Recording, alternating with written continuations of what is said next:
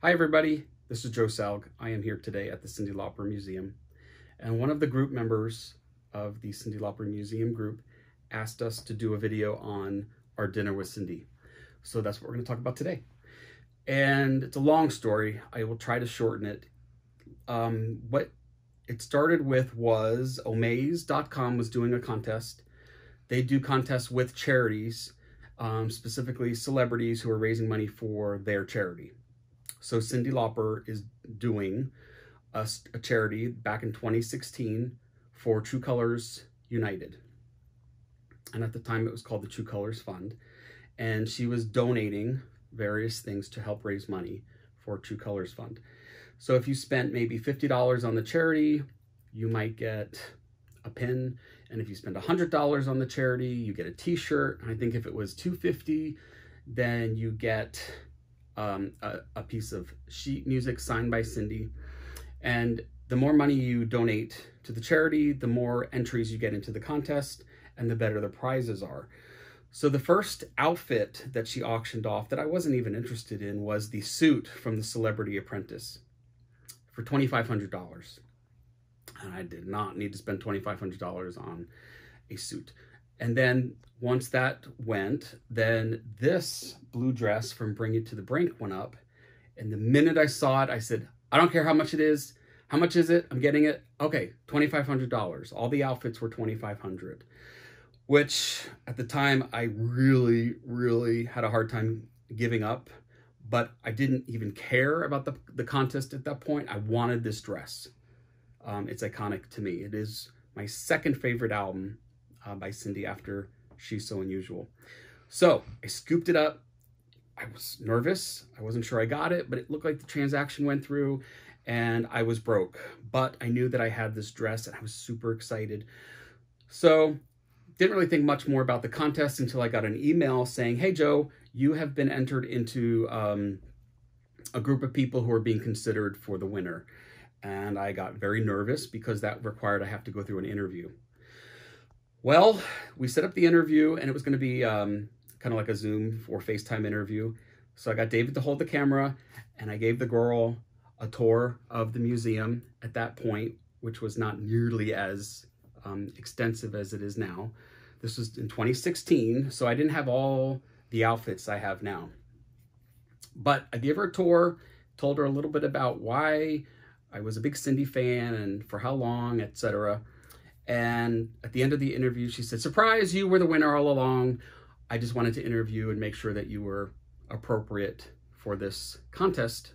I guess they were vetting me to make sure that I could carry on a conversation, that I was a normal person, that I wasn't a crazy stalker. And they said, congrats, within like 3 days, you're getting on a plane. All right, so I had to cancel my clients. David and I got on our flight, all paid, to Washington, D.C., and the plane had to have an emergency landing. So thank God that flight, they flew us out the day before the show. Thank God. Otherwise, we would have missed the whole thing. So we get off the plane.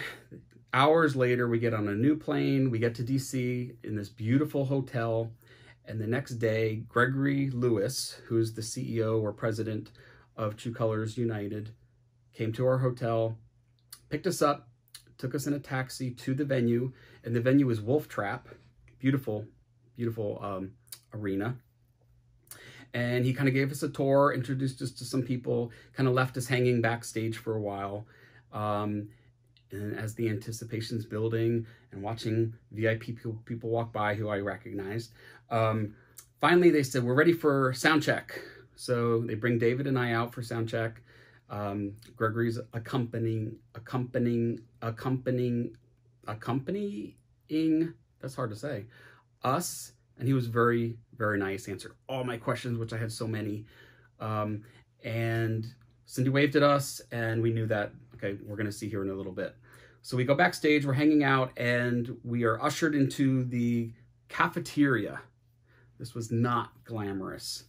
And so we're in the cafeteria waiting for Cyndi, and she's kind of brought in by Lisa, her manager. She's with Yita, her hairstylist, and Clifford Carter. And he was one of the band members on Detour, the tour.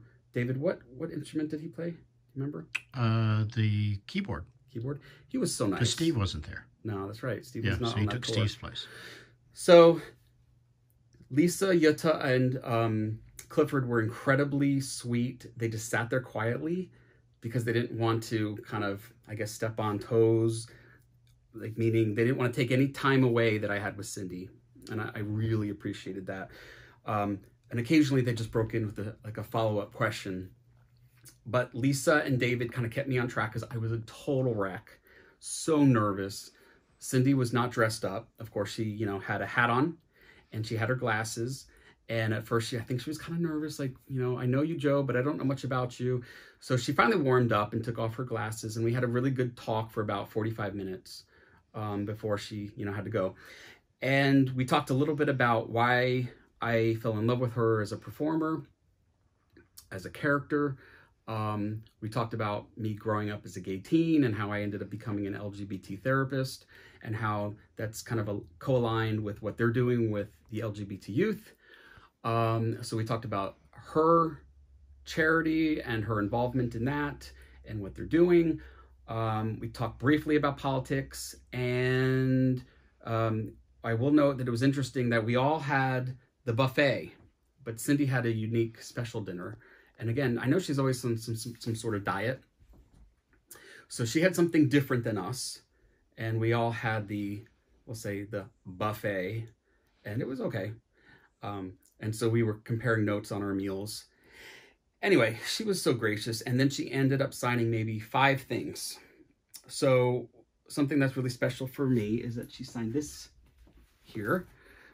So I brought my True Colors high tops that they were selling at the time. So this is not Cyndi worn, but I wanted her to sign one of her pieces from her collection. And so she double signed it. And she said, I want to make sure I give you something that nobody else has. So I got a double signature Cyndi Lauper. So unfortunately, you know, she had to go. She had to go get ready for the show. And we hung out and we were watching Boy George have dinner with his group. I was not invited, but we did hang out and watch them have the best time ever. George seems like a really nice guy.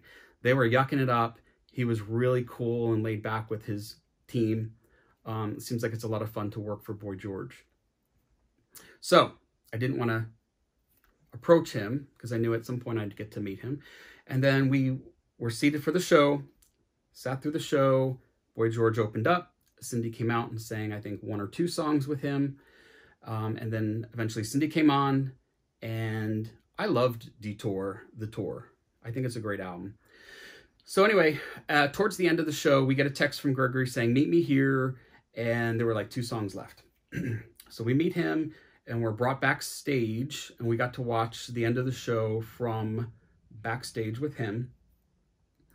And that's when Boy George came out and closed the show with Cyndi.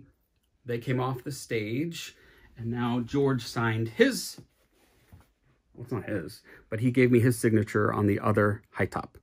And he was so nice, and he was very grateful for, you know, me being somebody who donated to the charity. Kind of did his spiel. Just talked for a couple of minutes, but so gracious and very nice. And that was that. And so at that point, everybody kind of did their own thing. There was a kind of an after show meet and greet. So we were ushered into the area there. Got to watch Cyndi meet some people, take some photos.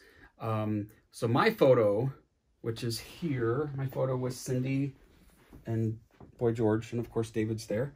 That happened right as the show ended and right before he signed my high top. And then of course, this is the most sentimental item in the museum, Cyndi signing off that we had dinner. So it's real. It really happened. Anyway, best day of my life. It was a lot of fun.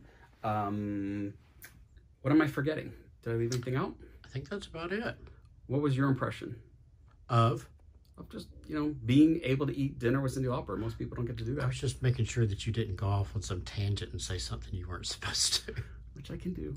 Yeah. Yeah, you kept me on track. I talked to Clifford most. Yeah? Yeah. He was nice. Because, like you said, most people respected you having the time with Cyndi. So none of us wanted to hone in on that. And yeah. So, yeah, it was fun. I had truly wished that a super fan could have accompanied you, but you had to be watched Contained. and taken care of. Yeah, So it was nerve-wracking. I hate that I really do hate that it couldn't have been a super fan. But nonetheless, it was fun. You're a super fan now. Wink, wink. So, also I forgot to tell you that we brought a gift. My aunt is an incredible artist, and she does anything you can imagine. She made an embroidered kind of like a doily, but much cooler and much prettier. It was kind of sophisticated, kind of like a scarf. You know how Cyndi wraps her neck. So Cyndi seemed grateful for it.